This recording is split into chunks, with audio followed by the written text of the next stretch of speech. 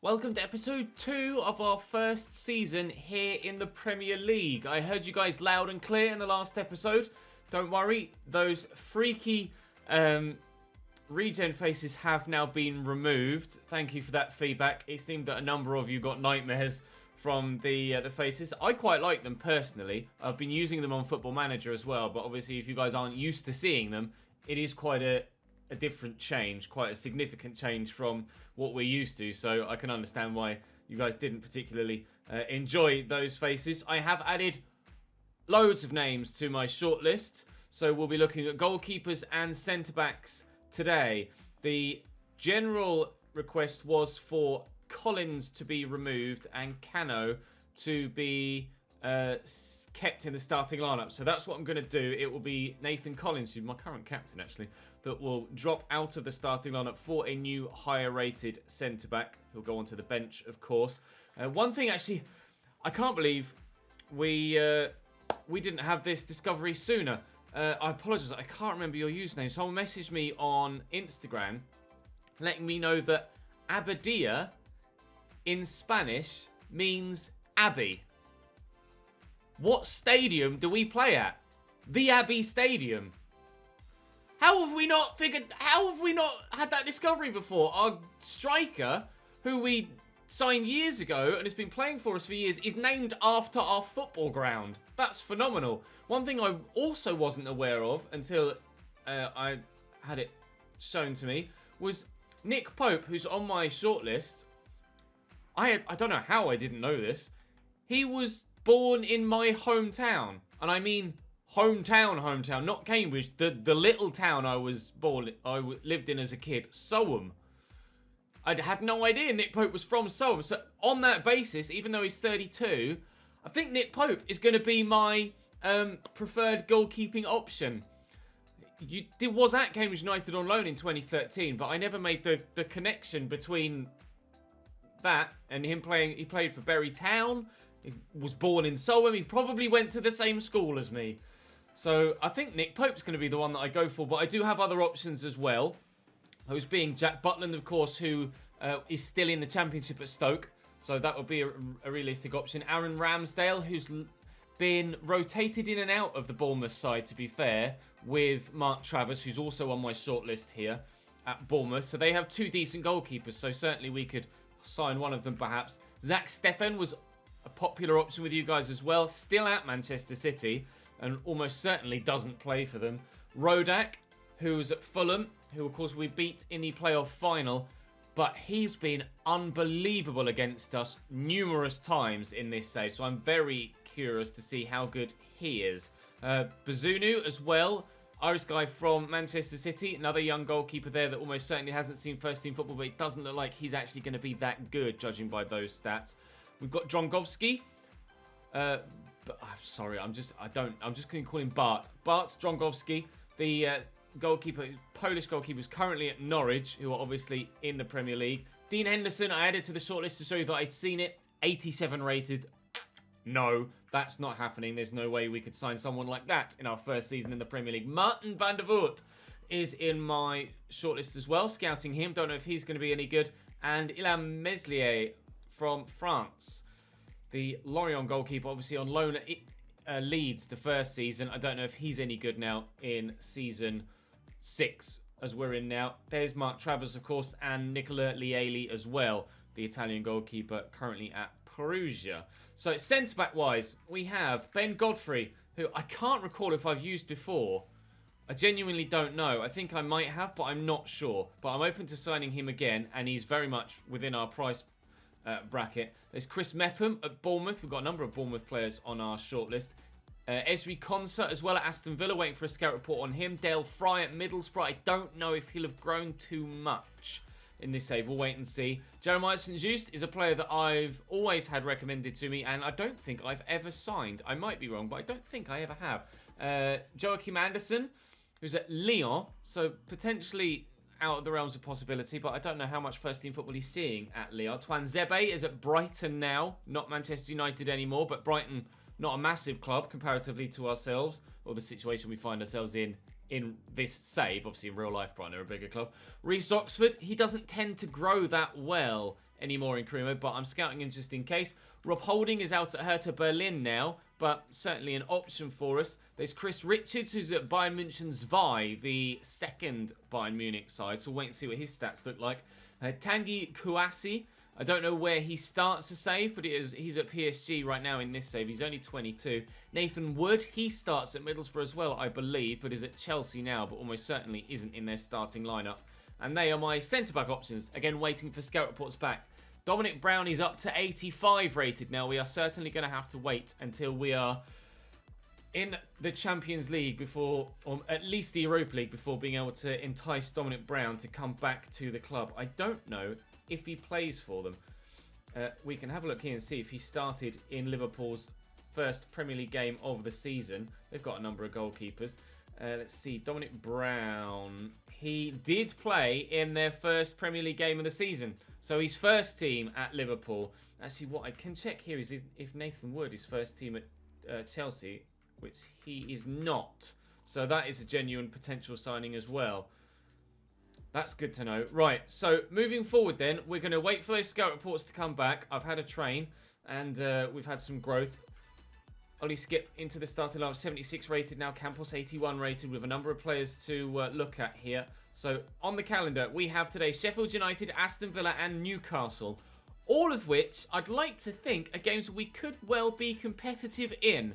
We might get some scout reports back before the game against Sheffield United, and I would like to try and get a keeper in before that game, obviously having only got 67 rated Will Norris and Dimi Mitov. Mitov is now being trained as well to try and improve his rating between now and the end of the save, and I will put Dimi Mitov back into the starting lineup ahead of Will Norris now. So I said I'd give Mitov in a player interaction. I said I'd give Mitov a start in the game against Burnley, and then promptly went and picked Will Norris, so I felt quite bad about that. So let's have a look. Have we got any scout reports back on keepers yet? Let's have a look. Let's have a look. No, not yet. Great. So Nick Pope, he's not that expensive, Nick Pope. He's 32. He is first team at Burnley, obviously, but I very much am quite keen on bringing him in. I'll wait for some more scout reports, because Rodak could be a very good option too. We'll go and play Sheffield United away from home, and then fingers crossed we can pick up some points. We'll play in our new third kit, which you guys very much like the look of. And time to travel to Bramall Lane then to try and pick up our first points of our Premier League campaign. So then Michael Verrett's in goal for Sheffield United. Baldock Robinson, Egan O'Connell and Ben Osborne at the back. Ravel Morrison in their midfield with Slater and Sander Berger still. Samatta and Ollie Burney still up top. Ollie McBurney, sorry, still up top. On the bench, Nathaniel Klein, he must be getting on a bit now. Nobody there on the bench that really worries me too much. Whoa, that is certainly a different camera angle here with the realism mod. I might change that. I'll give it a go.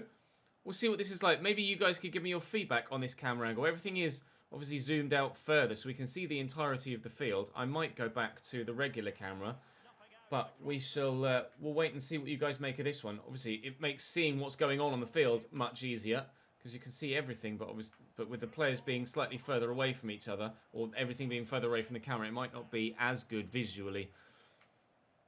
I have to say, I'm not enjoying it, so I'm going to go and change that camera angle, and then I'll come back to you. Ravel Morrison out wide to Ben Osborne. Side to Sander Berger. Lovely switch. Now here to Baldock, driven into the middle. Berger with the header, but that's going to go well wide. He certainly had enough time and space to bring that down there, Sander Berger. Didn't need to do that at all, but never mind. Thankfully, it went wide. I guess I'd rather they made the mistakes, and we were the ones that were able to get things moving the right way for us. Campos through the gap there. Can I get to it with Abadia? I can. And OK Reike looking for Abadia. Oh! Outside of the post. So very nearly a 1-0 Cambridge United lead. Into Ollie McBurney. That was a lovely little back heel to Sander Berger. Here's Slater pushing forward. Out wide there to Ben Osborne. Whip, maybe. A whip, maybe. No. Back there to Sander Berger. Osborne again. There's a decent delivery. There's a good goal for Sheffield United. Samatta tucks it home. The defenders couldn't cope with the movement of the strikers. And after we hit the post at one end, they get the ball in the back of the net at the other. You can see him, the defender's the right side, and the movement of Samatta just off the back of him. As not necessarily bad defending there. That's just great offensive movement. Just drifting in behind where the defender can't see him and then making the run. Really well done from Samatta. And unfortunately, we find ourselves 1-0 down after 23 minutes here against Sheffield United. We know, though, that we can create chances, and we've come very close in this first half to getting ourselves a goal. So we're very much competitive here at Bramall Lane. And fingers crossed it won't be long before we find that equaliser. Berger, big switch. Loads of space here for Baldock. Wilson had been drawn central by the run of the attacker. Cano gets to that. Just does enough, I think. Just enough to get rid of that. Not necessarily the best of clearances, but it did go away from goal, so that's the most important thing. Okereke can get around the corner there to Campos, who's going to turn well, look through that gap. And Abadia tried to just knock that short to Jack Rolls, who was waiting for it. Couldn't find him. Ravel Morrison looking to play the man in behind. Wilson should have the pace to get to that, and very good defending. Great awareness to head that back to his goalkeeper. Now, can we get one more chance before the end of this half? I'm going to rifle this out wide here to Campos, but it's brilliantly read by Ben Osborne. And Ollie McBurney could end up with one more chance for Sheffield United. The ball changing hands quickly here. There is still time. 2 minutes added on at the end of the half. Okay, Reike, he's going to keep going, I think. Abadia's touch lets him down. Oh, it's a frustrating first half. We could have had a goal, but the woodwork denied us. And Sheffield United have been just as creative as us. Whether they deserve the 1-0 lead, I'm not sure, but they have it. So we have to be better in the second half.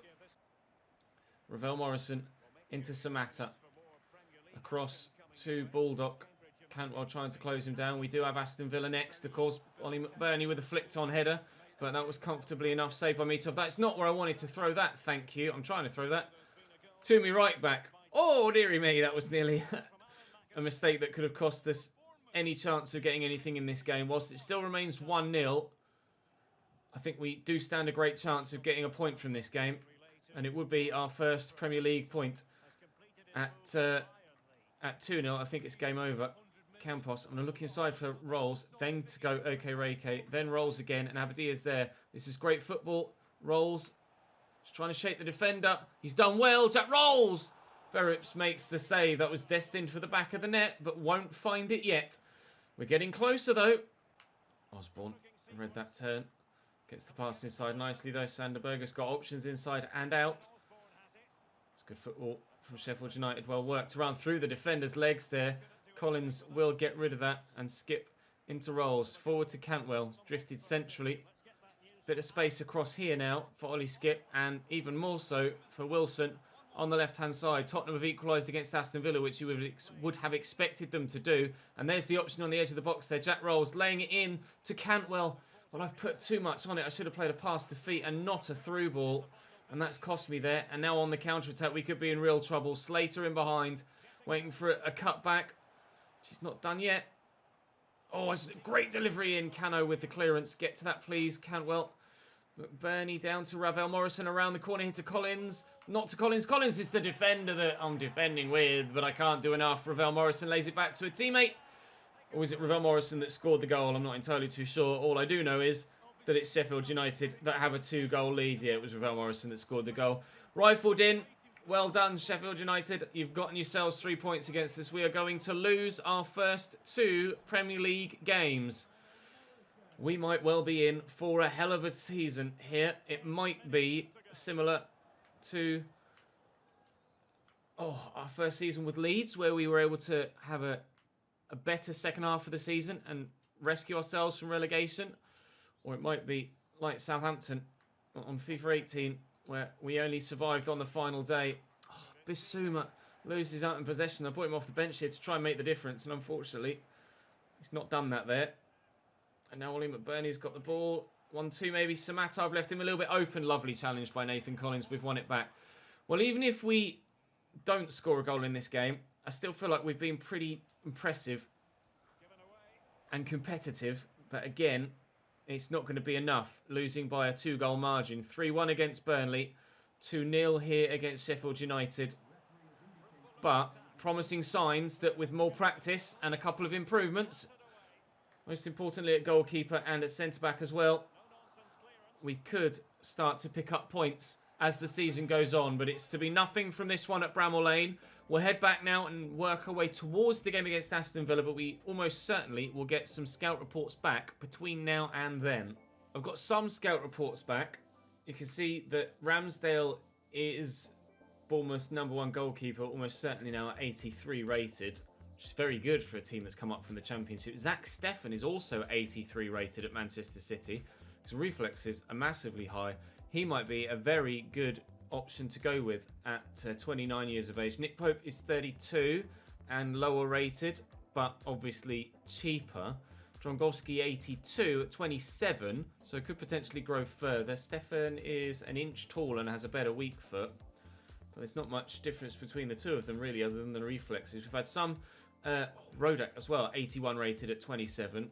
Now he was very impressive against us, and he's 6'5". I'm tempted by him actually, especially if he's going to be that cheap.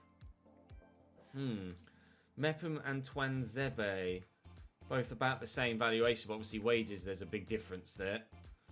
Mepham is not as good physically as Twanzebe, but better technically. 87 ball control and 87 short pass really make me lean towards Chris Mepham actually. So let's have a look. We've got Jack Butland's 79 rated with definitely better options, isn't there? Ben Godfrey's 80 rated. He looks decent as well. 87 short pass, but Mepham definitely looks like the best option at centre-back. Dale Fry has grown well, but better options. Conser also grown well, but better options. Reece Oxford, it's not really much of improvement on what we've got, I'm afraid. Bazunu certainly not going to be good enough, especially with 67 positioning. That's a yuck. So, who have we got left here? Wood, he's not going to be good enough, is he? Kouassi does look good, but I don't know how much. He might be first team at PSG, or at least very much involved in the first team picture, so I'm going to lean away from that. I think I'm going to go for Zach Steffen. Let me just double check and see who Manchester City are playing in goal. If Steffen's not playing we're bottom of the league, yuck. They've still got, yeah, Edison's still playing games for them, and they've got Muritz as well. I think I'm going to go for Zach Steffen. Be one hell of a signing for us. I think I'm going to go Zach Steffen and Chris Mepham, and that will significantly improve our defensive outlook. Mepham, obviously, Bournemouth came up with us from last season. He's not as fast as others, but pace in career mode isn't as effective as it is in Ultimate Team. So I'm going to go Chris Mepham and Zach Steffen, and we'll see what we can do. Just a straight transfer fee is fine. Now, we've got enough money to be able to comfortably afford both. I'll offer them about 20. They might be open to just accepting that, and indeed they are. Wonderful. He's valued at 19.5, and they reckoned I was going to have to pay between 19 and 23, I think it was. So let's try and get a fee agreed for Stefan as well. He's, again, 17.5 to 20, so I could get him for about valuation as well, which would mean I'd certainly have enough money left wage-wise to afford both of their wage sets. I'll see if they're interested in one of my other goalkeepers, but I highly doubt it. Do you want Callum Burton? No. They might be interested in other position. Centre-backs? No, I'm not willing to let any of those go. Wingers? No. And midfielders? No. Okay, well, money it is then. A transfer fee of, well, we'll offer them valuation 18.4. I'm not going to play hardball. I'm quite happy to accept that. Right. So that's two terms agreed with clubs. Now can we agree terms with players? It's on set 95 and 50 grand a week. 145,000 pounds needed in the wage budget to match what they're on. I'd like to think, coming to a smaller club, they might be open to a wage drop of some description. I'm glad that he's agreed important, which means that he won't be expecting to play 80 minutes of every game as per the coding, and that it will be easier. Or they want a release clause. No, you're not having a release clause, sorry. It will be easier to ensure that his morale stays higher, even though he will be playing the majority of games for us, of course. So aways, he's on 50. I'll offer him 40 with a £700,000 signing on fee. And they will sign that. Banging. So he's taken a wage cut. Now Stefan almost certainly will take a wage cut. There's no way, surely he must expect to be able to be played, or paid, sorry, £95,000 at a newly promoted club. Again, they're happy to agree important, which is fantastic. I mean, I'll try and sign one a 5-year deal. He might want, 3 as a 29-year-old. We'll counter at 4 and they should agree. If they don't, 3 is fine. They have agreed. We'll disregard the release clause, £75,000 a week. That's pretty decent, to be fair. I'll offer 65 and see if they'll sign that, just to save ourselves some extra money, potentially for the January window. We'll remove the bonus and offer them 70. Fine, you can have 75. I'm not going to play too much hard, but we have the money now to be able to pay that little bit more. We'll wait and see what the other players come in at with regards to their... what a signing. With regards to their ratings, etc. But for now, that is us with a very, very pleasing new signing, I think. Yeah, I'm delighted with those two. Right, Mepham can go straight into the starting lineup. And Collins will drop to the bench. Pereira Rock's been given the armband. Let's take that off him. In fact, what I might do is give the man that scored the goal to get us promoted to the Premier League, the man that's still watching the series, Jack Rolls, the captain's armband. Go on, son. Right, Mepham into the starting lineup. Zach Stefan into the starting lineup. Can we improve enough defensively now against Aston Villa to get ourselves 3 points? I certainly hope so. Right, Aston Villa then. What formation are they playing? 4-1-4-1. Kalinitz in goal. Gilbert, Engels, Concert and Matt Target. Calvin Phillips holding. Calvin Stengs, Douglas Luiz, Aaron Ramsey and Andre Green with Keenan Davis up top. Aaron Ramsey and Calvin Phillips in their starting lineup. Well, I would have never expected either of those two to be at Aston Villa. But they're here, and we'll see if they're going to run the midfield or not.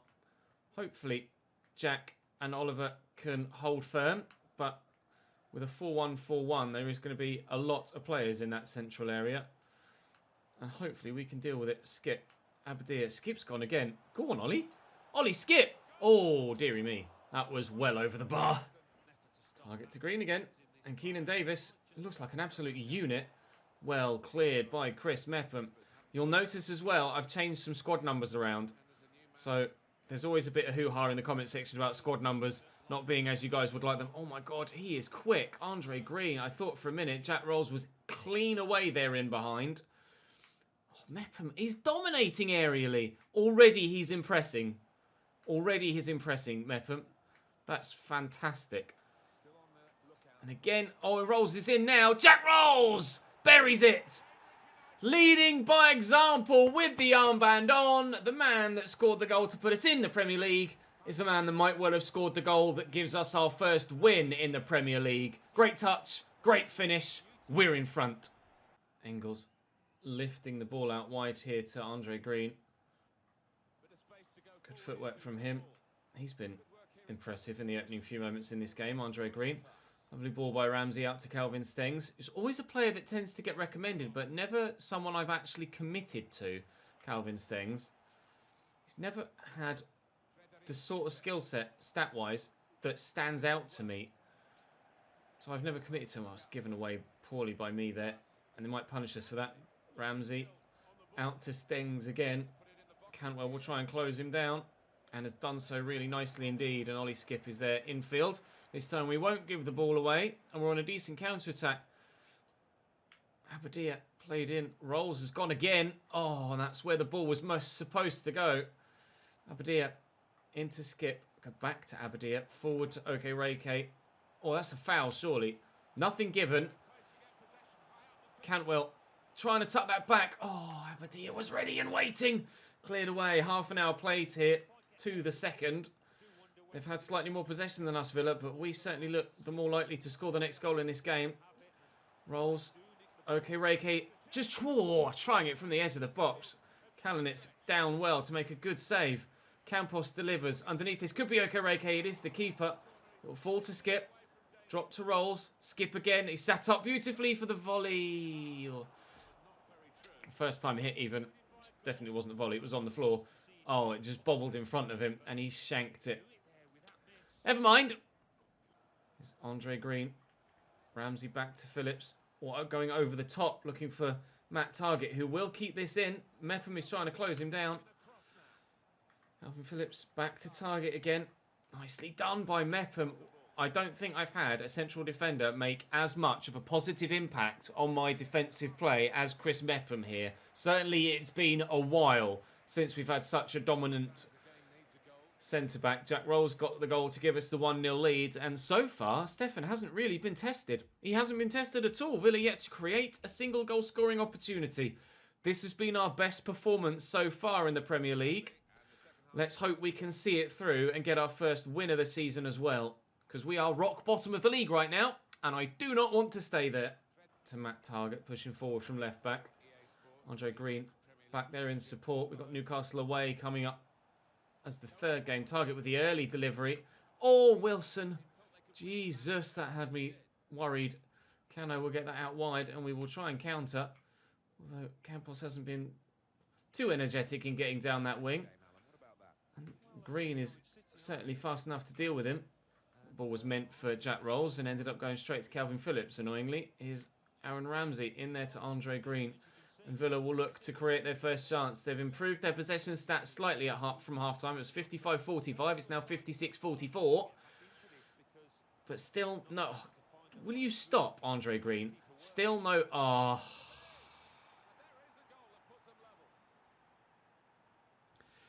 I'm not going to complain about clearances being shit again because you've heard me go on about it enough. Calvin Stings with a very good first-time finish tucked into that bottom corner. Typically, as I praised him throughout the first half, it was Mepham that headed the ball straight to him, but it doesn't matter. I could have the highest-rated centre-back in the world in that position, and the outcome would be exactly the same.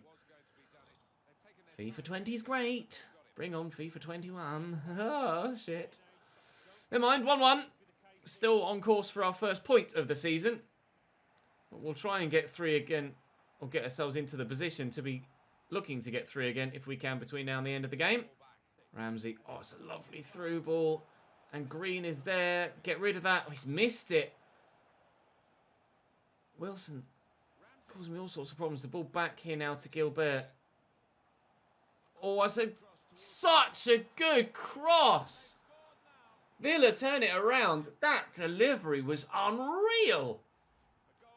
Talk about digging a cross out and on his own at the back post. Pereira Rock drifting centrally to deal with all the men in the middle. And that is a wonderful finish. First time on the volley. 2 great first time finishes. And Zach Steffen is denied a clean sheet. And as of yet, hasn't made a save. 2 shots for Aston Villa. 2 goals for Aston Villa. Read the turn. Oh, they're playing well here. Aston Villa, they've really turned up in this second half now, haven't they? And into the middle again. Can't deal with these crosses, can we? We lost 3-1 to a team in claret and blue in the first Premier League game of the season against Burnley. And it looks like we're going to be losing 3-1 again. Oh, to a side wearing claret and blue. In the Premier League. I was so confident at half-time that we were going to be able to see this through. Aston Villa, I don't know what the manager said at the break at half-time, but it has worked. They've been a different team in the second 45, and I can't deny them the 3 points. They deserve it. The quality of the 2 that weren't a BS clearance have been of a high standard. Man, that's frustrating. We are going to have to deal with that sort of level of frustration until we can significantly adjust how we're playing defensively. Abadir could go again here, and Okereke could be set away, and Rolls could be set away. The back heel's just going to reach him. Oh, there's the final whistle. Couldn't create another chance. We will stay bottom of the Premier League. Aston Villa win 3-1 at the New Abbey. Some boos ringing out around the ground. I don't feel that that's necessary as of yet, thank you very much. But 3 shots, 3 goals for Aston Villa. Not the best of debuts for Zach Steffen. But he hasn't had the chance to make a save yet. So I don't know whether to be disappointed with his debut or not. Mepham impressed, other than that one situation. We've got training here. Evans is up to 74 now. We will continue to train Abadia's finishing, but unfortunately it's not going to grow here yet. He's involved in another training module with his finishing too. And what I might do, just to test and see what simulations are like in the Premier League, because we are going to be simming some games this season, and ordinarily I do actually only play 2 in a transfer window episode. I'll sim the one against Newcastle, and we'll see what sort of result we get with our first team, to see what sort of level we're at with sims. With a higher rated goalkeeper in there now. Is that a transfer offer we've had? Oh no, players just leaving on international duty. It's not a problem. So, where are Newcastle in the league? Oh, Everton are down there. If I hit LT, I can just see the calendar. Can I see the league table with a thing? No, I can't. It's nice to just be able to press one button from wherever I am and go straight to the calendar though, rather than having to scroll to the end. So Newcastle are 5th in the league, having won 2 and lost 1 so far this season. We are the only side so far not to score a point. Let's see what a sim does though against Newcastle here then. On transfer deadline day. They beat Crewe in the Cup.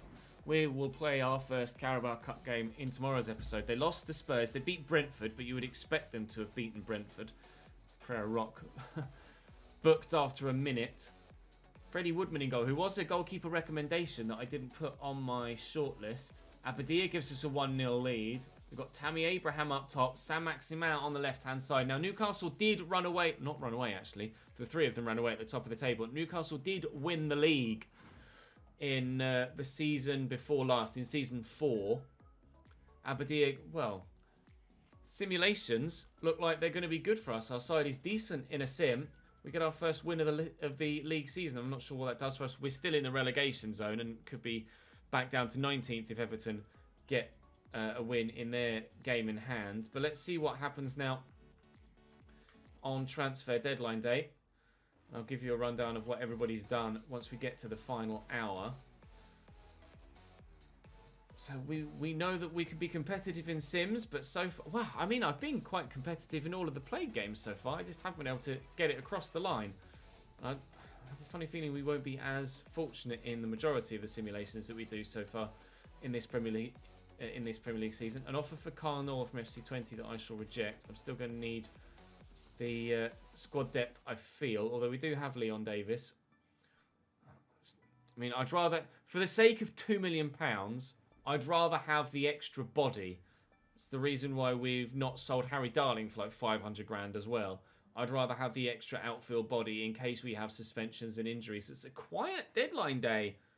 It is a quiet deadline day. I'm surprised at that. So let's have a quick look and see what everybody did in the window then. Bournemouth, Karamoko in as a winger. Jefferson Lerma and obviously Mepham leaving.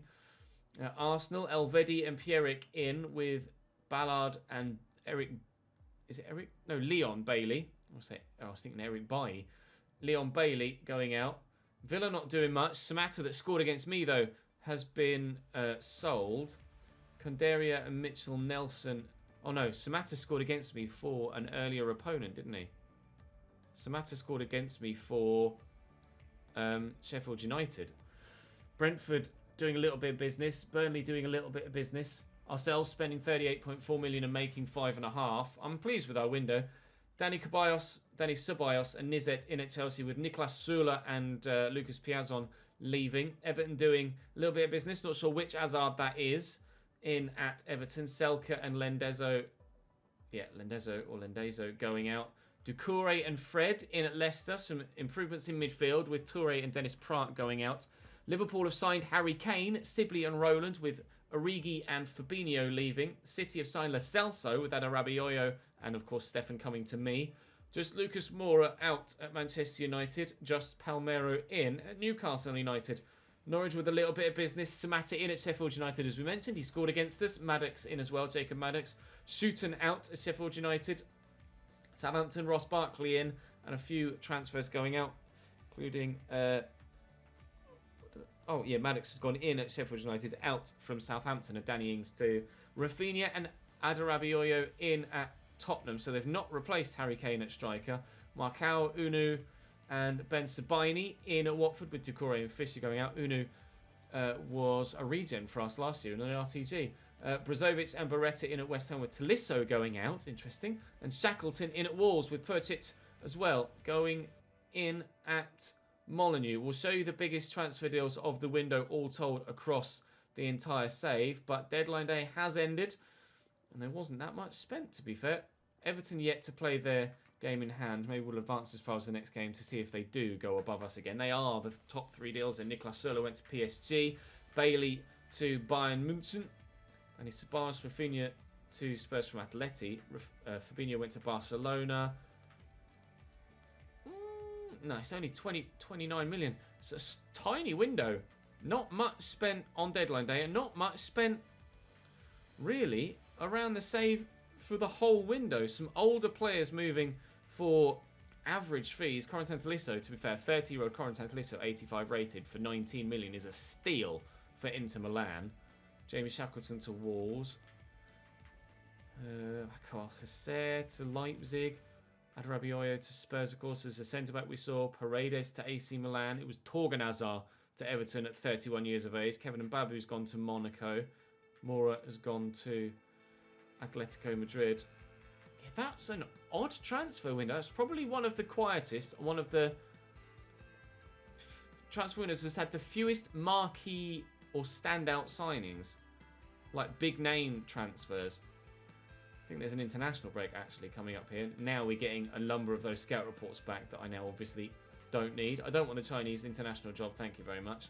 But I'll have a look through all those other players because we might as well. But well, the goalkeepers I'm obviously not interested in now. The centre-backs maybe, but Cano for the time being, I'd like to give him at least this first season in the Premier League starting lineup and see how he grows. But Fitzwater might be sold on next season, and we might bring in another centre-back and drop Cano to the reserves. Maybe still keep Cano, but just improve on Fitzwater, perhaps. So all of some of them were really low rated. Nathan Wood 71, Richard 73, Leahy 73. Wouldn't have gone for him. Kawasi's only 76, so wouldn't have gone for him anyway. Travis 77, wouldn't have gone for him anyway. I'll remove Delphi. St. Just 79 rated. He's good physically though, but he's still average technically. I'll remove him. 22 years of age at 80 rated. He would have been a good option, Van der Voort. But I'm pleased with Zach Steffen, and we can remove all of the other goalkeepers now. Meslier, Drongowski, Ramsdale. Joachim Andersen looks good at 83 rated. But I think we might have to be playing European football to really entice a player like him from the club that he's at. Rob Holding at 81 rated could be an option, or that 50 acceleration kind of puts me off, so I'll remove him immediately. Well, I might as well take Godfrey and Twanzebe off. We removed everybody else.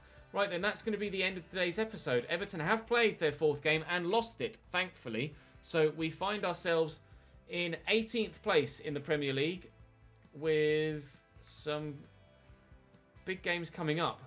Very big games. Liverpool, Tottenham and Manchester United. Although we will play Bournemouth in league and sim Tottenham. So Liverpool, Bournemouth and Manchester United to be played in tomorrow's episode. A number of big games, and I expect to not get many points from those.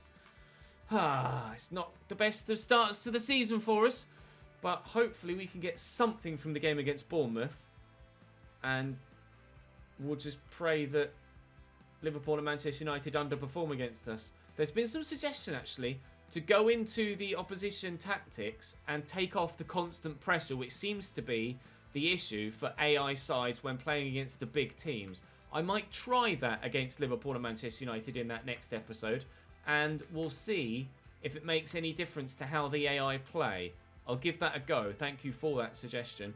You guys were keen as well on some of the manager faces and referee faces. I will look into that. It will be probably next season when that takes effect, or at least later on in this season rather than the next couple of episodes, because I need to figure out what's going on with extra mods, etc. And it's not my area of expertise. But for now, thank you very much for watching, guys. Drop the video a like if you enjoyed. Subscribe to the channel to make sure you don't miss out on any further content. And I will see you tomorrow where we shall start with Liverpool at home. Wish me luck. I'll see you then.